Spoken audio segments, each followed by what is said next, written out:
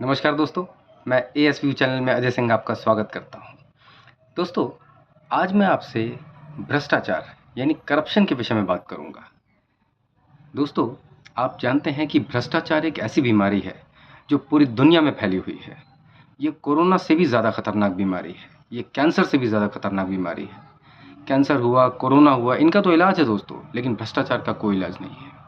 इसने अपनी जड़ों को पूरी दुनिया में फैला के रखा है और भारत में तो इसकी जड़ें बहुत गहराई तक हैं दोस्तों।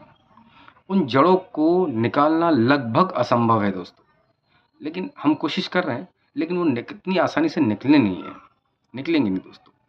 क्योंकि देखिए दोस्तों, क्या है कि जब कोई चीज़ बहुत गहराई तक उतर जाए तो उसे ख़त्म करने में बहुत समय लग जाता है, या कई बार तो वो ख़त्म नहीं होती, कम हो जाती है।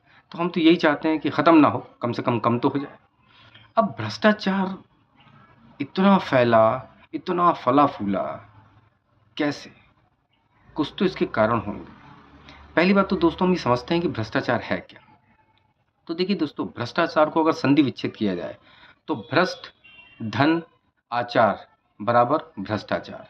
भ्रष्टाचार यानी बुरा आचरण। भ्रष्ट मतलब बुरा और आचार मतलब आचरण, बुरा आचरण। तो बुरा, जब उसका नाम ही बुरा आचरण है तो आप समझ जाइए कि उसकी क्या पहचान होगी।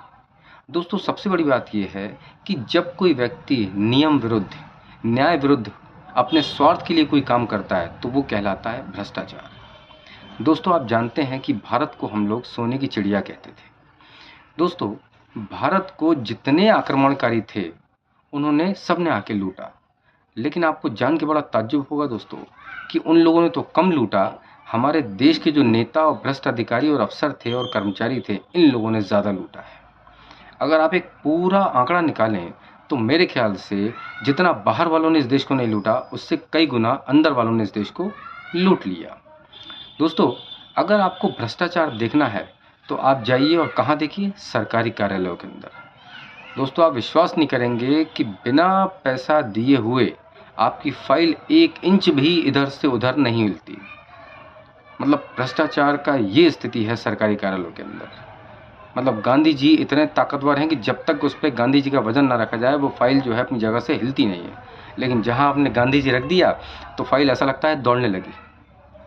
मतलब सरकारी कार्यालय भ्रष्टाचार का सबसे बड़ा अड्डा है दोस्तों, ये एपी सेंटर है। इसलिए सरकार को सबसे पहली लगाम जो है ये सरकारी कार्यालयों पे लगानी चाहिए दोस्तों। दोस्तों, कई बार तो ऐसा लगता है कि भ्रष्टाचार फैलता कैसे है, ये होता कैसे है। तो दोस्तों, मैं आपको बताता हूँ भ्रष्टाचार कैसे फैलता है और कैसे होता है। दोस्तों, जब किसी भी देश के अंदर नियम कानून बड़े जटिल हों तो भ्रष्टाचार फैलेगा।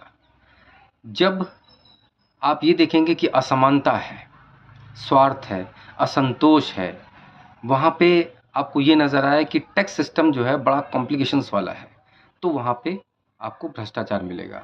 जब आप ये देखेंगे कि किसी भी सरकारी कार्यालय के अंदर अधिकारियों का बोलबाला है, तो वहाँ पे आपको भ्रष्टाचार मिलेगा। जब आप देखेंगे कि किसी भी कार्य में पारदर्शिता नहीं है, ट्रांसपेरेंसी नहीं है, तो वहाँ पे आपको भ्रष्टाचार दिखाई देगा। अब अगर आपको भ्रष्टाचार रोकना है तो आपको ये सब चीज़ों पे ध्यान देना पड़ेगा। जहाँ पे आपको असमानता दिखेगी वहाँ आपको भ्रष्टाचार दिखेगा।